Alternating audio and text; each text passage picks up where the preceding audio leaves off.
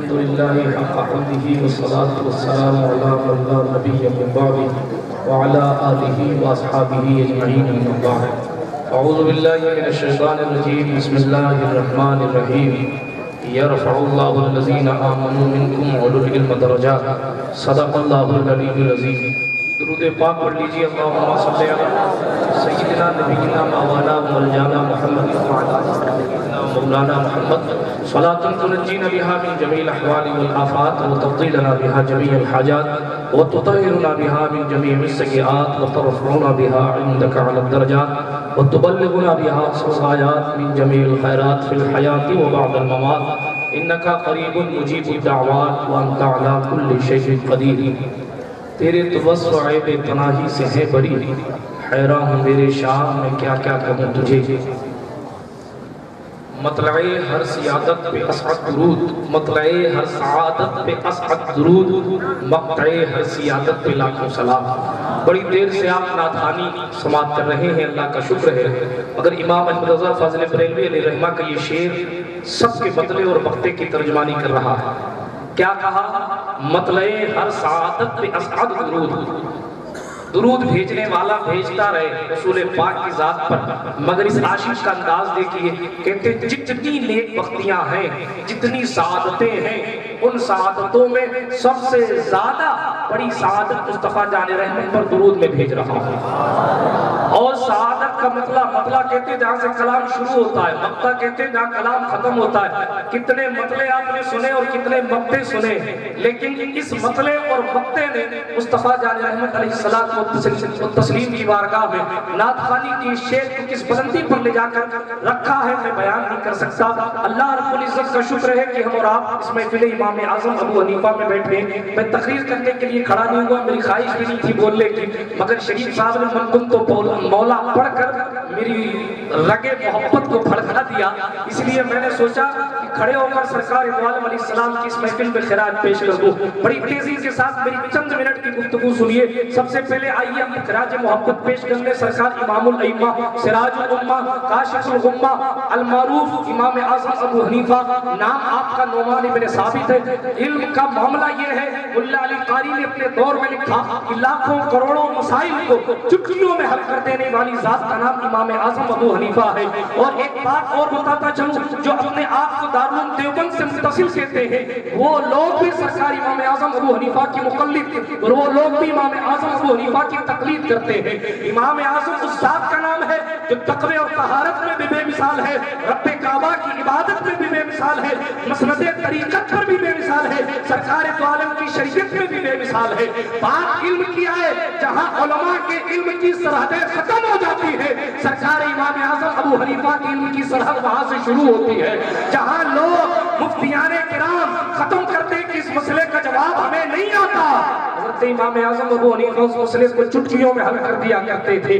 خاتون عورت ہے، پانی لے کر اوپر چڑھ رہی، سیڑھی کے اوپر لکڑیوں کی سیڑھی ہے. بڑا مشہور قصہ ہے. شوہر کہتا ہے اوپر آئی تو بھی طلاق، نیچے جائے گی تو بھی طلاق. ظاہر سی بات ہے کوئی شخص کوئی عورت اپنی زندگی میں پوری زندگی سیڑھی پر کھڑی تو نہیں رہ سکتی. ظاہر سی بات ہے یا تو اوپر چڑھے گی یا نیچے آئے گی.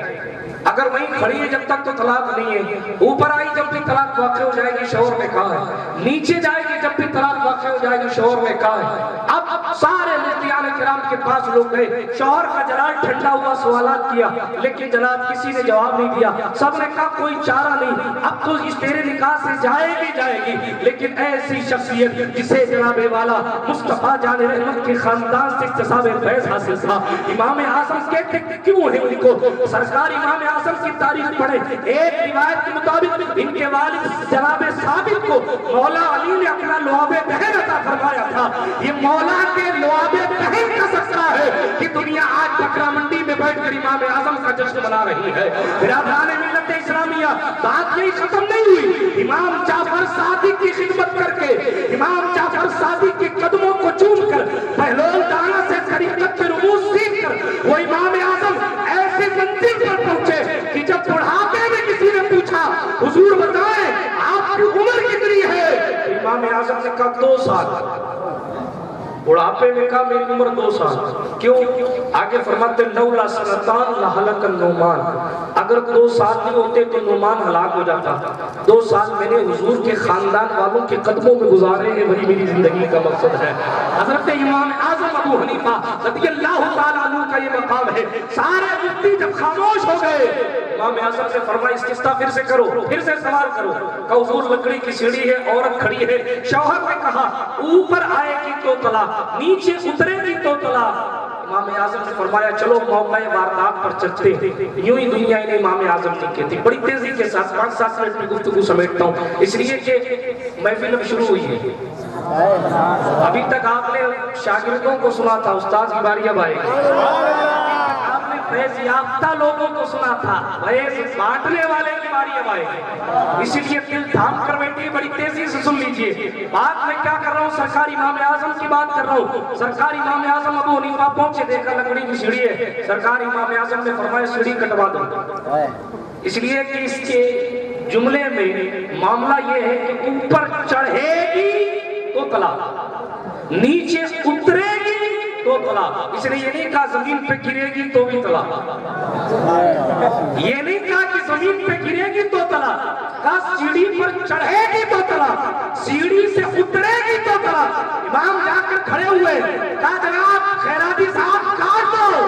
جب کاٹ دی گئی لکڑی کی سیڑھی، نیچے گر گئی عورت، نہ اوپر چڑھی نہ نیچے اتری. ایک خاندان کی زندگی کو امام اعظم نے یوں بچا لیا.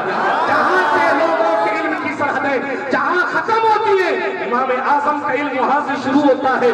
ہاں آج وضو میں کیا سنتیں ہیں، کیا فرائض ہے. سرکار امام اعظم کا صدقہ ہے جو ہمیں غسل کرنے کا طریقہ بتایا گیا ہے. سرکار امام اعظم کا صدقہ ہے جو سرکار دو عالم علیہ الصلوۃ والتسلیم کے فرمودات کو وضاحت کے ساتھ ہمارے سامنے رکھا ہے. سرکار امام اعظم ابو حنیفہ کی بات سنے، بڑی تیزی سے گفتگو ختم کروں. اللہ نے نگاہ سے عطا فرمائی تھی کہ وضو کا پانی جو گرتا تھا نا، اس گرتے ہوئے پانی کو دیکھ کر بتا دیتے تھے کہ یہ کون سا گناہ کر کے آیا ہے. ایک نوجوان آیا، وضو کیا چلا گیا. امام اعظم وہی بیٹھے، فرمانے لگے میں نہیں کرتا یہاں وضو. کہا کیوں؟ کہا یہاں ایک شرابی وضو کر کے گیا ہے. یہاں ایک شرابی وضو کرے. کہا نہیں حضور یہاں کون شرابی آئے گا؟ کہا نہیں آیا. لوگوں سے پتہ کیا گیا، بڑی اختصار کے ساتھ 1 گھنٹے کی تقریر میں 5-7 منٹ میں سمیٹ دیتا ہوں. واپس چلا گیا وہ بندہ. امام اعظم نے فرمایا کہاں گیا؟ بلا کے لایا گیا. اس کا تو شراب پیتا ہے؟ نہیں میں شراب نہیں پیتا. نہیں پیتا ہے؟ نہیں پیتا. اللہ کی قسم نہیں پیتا. پورے گھر والوں سے پوچھ رہے نہیں پیتا. حضرت امام اعظم نے فرمایا نہیں تو پیتا ہے. کہا اگر میں پیتا ہوں تو بتاؤ کب پیتا ہوں، بتاؤ کب پیتا ہوں. امام اعظم نے فرمایا جب گھر والے سو جاتے ہیں رات کو بستر میں چھپ کے پیتا ہے. کہا جب اور اتنا پیتا ہے کہ صبح اٹھنے سے پہلے نشہ اتر جاتا ہے. تو کہ جب گھر والوں کو نہیں پتا تو تمہیں کیسے پتا؟ مصطفیٰ نے فرمایا تھا اتقوا فراست المؤمن فإنه ينظر بنور اللہ. مومن کی فراست سے بچا کرو، وہ اللہ کے نور سے دیکھتا ہے، وہ اللہ کے نور سے دیکھتا ہے. امام اعظم کی زندگی میں ایک بات نہیں بہت ساری باتیں کان کی سنیے. سرکار امام اعظم ابو حنیفہ نے فرمایا ہاں تو پیتا ہے. جب کہا ہر وقت پیتا ہے، پریشان ہو گیا کہ آپ کو کیسے پتا؟ کہ مجھے تو دیکھنے کی گارنٹی میرے مصطفیٰ نے دی ہے. حضور نے فرمایا اللہ کے نور سے دیکھتا ہے. اللہ کا فضل ہے میں اللہ کے نور سے دیکھتا ہوں. کہنے لگا حضور معاف کیجیے گا پیتا تو ہوں مگر گھر والوں کو پتا نہیں ہے. پتا نہیں کیسے آپ کو پتا ہے. کہا گھر والوں کو پتا ہو نہ پتا ہو اللہ والوں کو ضرور پتا ہوتا ہے. برادران ملت اسلامیہ، یہ امام اعظم کا علم بھی دیکھا، امام اعظم کی ولایت بھی دیکھی. آخری بات کہہ دوں، چرواہے کا ادب کرتے تھے. جب چرواہا راستے سے گزرتا تھا تو حضرت امام اعظم کھڑے ہو جاتے تھے. بکریاں چرانے والا راستے سے گزرتا تو امام اعظم کھڑے ہو جاتے. کسی نے پوچھا حضور آپ اس چرواہے کے لیے کیوں کھڑے ہوتے ہیں؟ سنیں ادب کیا ہوتا ہے. آج دنیا بے ادب ہوتی جا رہی، جسے دیکھو وہی اللہ بننے کی کوشش ہے. ادب کیا ہوتا ہے دیکھیں آپ. حضرت امام اعظم ہے، چرواہے کے لیے کھڑے ہو جاتے ہیں جس کو جھک کر امام محمد سلام کرتے ہو. امام بخاری کا دادا استاد جس کی بارگاہ میں زانوے ادب تہ کر کے علم کی تحصیل کرتا ہو، جس کا شاگرد امام ابو یوسف قاضی القضات ہو، ایسا استاد باوقار ایک چرواہے کا احترام کرتا تھا. پوچھا کیوں؟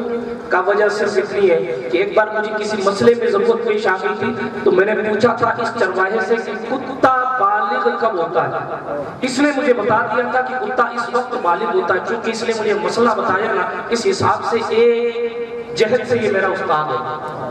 اس لیے میں بکری چرانے والے کا ادب کرتا ہوں. یہ امام اعظم ابو حنیفہ کی ذات ہے. بہت کچھ ہے الحمدللہ میرے پاس کہنے کے لیے اس ذات پاک پر، لیکن اے رضا ہر کام کا ایک وقت ہے، دل کو بھی آرام ہو ہی جائے گا. جب ایک مسئلہ بتا دے تو وہ استاد ہوتا ہے. شریف بھائی 55 سے پڑھ رہے ہیں الحمدللہ، اور نہ جانے اللہ ان کو عمر خضر عطا فرمائے پڑھتے رہیں گے. بہت لوگ ان کو سن سن کے ناطقہ ہو گئے. آئیے استقبال کر لیں اپنے مہمان خصوصی کا. جو بڑے ان سے گزارش کروں گا بیٹھ کے سنیے، جائیے گا نہیں کہ ہاں حضور صاحب بول چکے اب چلے نہیں. جو بڑے ہیں ان سے گزارش کر رہا ہوں بیٹھ کے سنیں، جو چھوٹے ان کو حکم دے رہا ہوں کہ بیٹھ کے سنیں. اور استقبال کریں بلبل باغ رسالت کا. نعرہ